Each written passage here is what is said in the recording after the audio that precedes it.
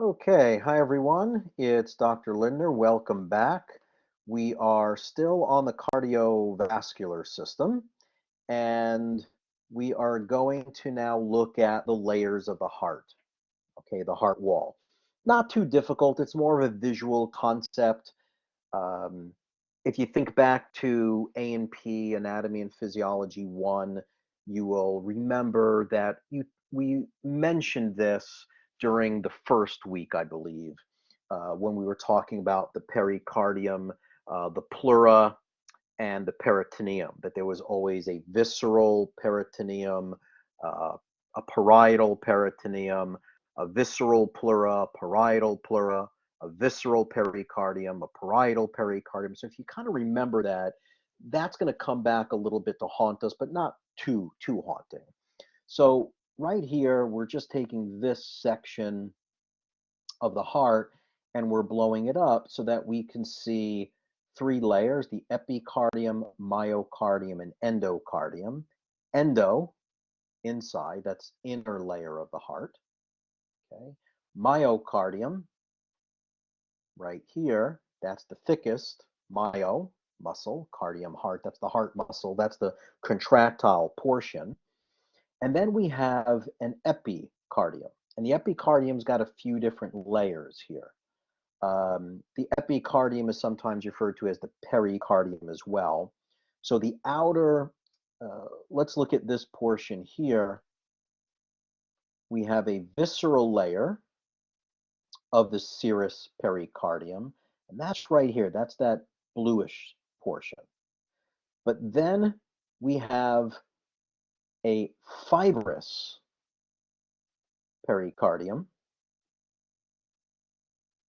okay?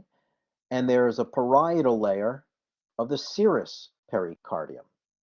Right? So it's kind of like we're seeing pericardium three different places, right? We're seeing a visceral layer of the serous pericardium. Then we're seeing a, where is it? Visceral layer. Then we're seeing a parietal layer of the serous pericardium. And then all the way on the outer portion, we have a fibrous pericardium right here. So again, remember when the heart, let's say this is a balloon, right? And inside the balloon is the cavity. We're just going to call this the pericardial cavity. The heart is going to make an indentation right here. So we're pushing the heart in here. The layer of the heart that makes contact with this inner portion, that's going to be the visceral layer of the serous pericardium. The one that's on the outer side of the balloon, here or here, that's called the parietal layer of the serous pericardium. Okay, no big deal. Okay, and inside is the pericardial cavity. So again, the heart's surrounded by a group of membranes called the pericardium. There's a fibrous pericardium, and then there's a serous pericardium. And again, if we look here, here is the fibrous pericardium. And now, here and here, those two are the serous pericardium, the one that's closest to the heart itself, right, and to the heart muscle. That's the visceral layer. And the one that's outside of that is the parietal layer. And the parietal layer and the visceral layer of the serous pericardium, between that is the pericardial cavity. Here's the myocardium. That's the thickest part from here to here. And then the inner portion is the endocardium. And off the endocardium, especially in the ventricles, we're going to see trabecular carne, which is that kind of like an extension of the muscular portion. So the fibrous pericardium, which is this part here, that fibrous pericardium, that's really designed to protect the heart. It also anchors the heart in its normal anatomical position, and it prevents it from over-distending. Whereas the serous pericardium, that's where we have the parietal layer and the visceral layer. Both of these, the parietal and the visceral layer, are going to produce pericardial fluid. They're both going to produce pericardial fluid. It's that the visceral layer is also referred to as the epicardium. That's all. Okay. The function of the pericardial cavity, let's go back so you get a visual here. Pericardial cavity here, the pericardial cavity, all that fluid there.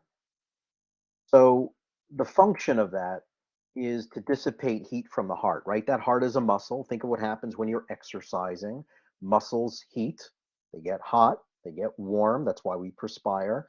So the pericardial fluid helps to dissipate heat. It helps to lubricate, protect, and it cushions the heart. And there's a small amount of substance exchange between the heart and the pericardial fluid. Certain ions and even lactic acid is exchanged there.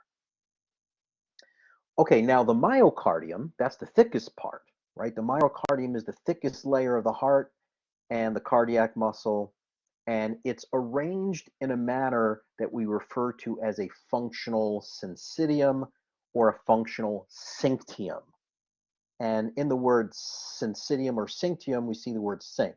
When something's functioning in sync, when we sync things up, they're working together in harmony.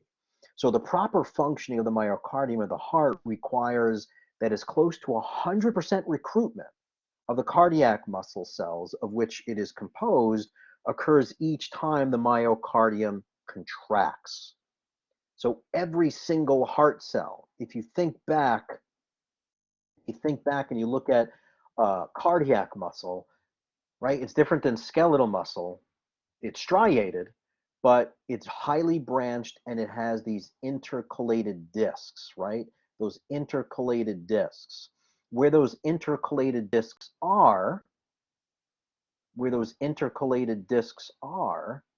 if we looked inside, we had these gap junctions in between. And what are gap junctions? Gap junctions are utilized for very, very fast, rapid forms of communication. So where do we need fast, rapid forms of communication? We need fast, rapid forms of communication throughout the heart so that every single heart cell within the right atrium and the left atrium contract in harmony, and that every single heart cell in both the right ventricle and left ventricle can contract at the same time in harmony. Getting them to work together is a functional synctium or syncytium. We don't want the right atrium to contract first and then the left atrium. Both top chambers contract at the same time, and then both ventricular chambers contract at the same time. So when one cardiac muscle is stimulated to contract by an electrochemical current originating in what's called the SA node or the sinoatrial node, it doesn't act alone. It quickly spreads this electrochemical signal throughout the functional synctium of the myocardium. And the arrangements of the myocardiocytes with those intercalated discs and those gap junctions allow for fast, rapid forms of communication.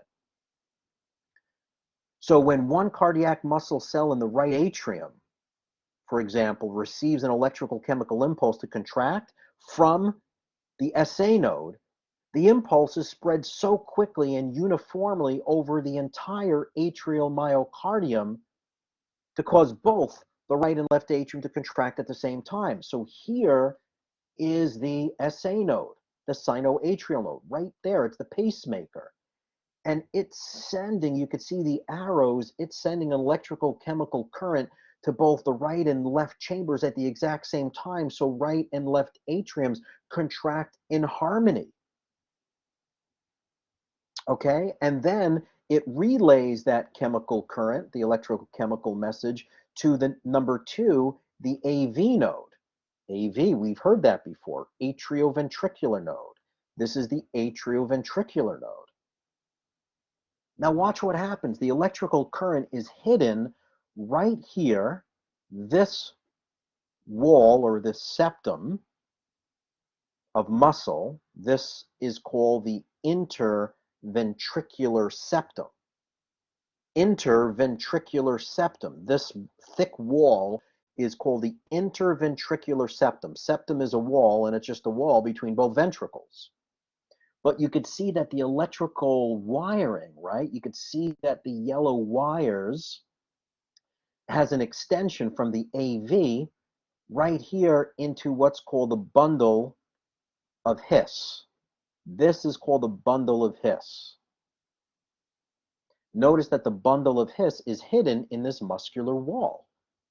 Now, the bundle of His right here splits, right? Here's the bundle of His, but it splits into this branch, and then it splits into this branch.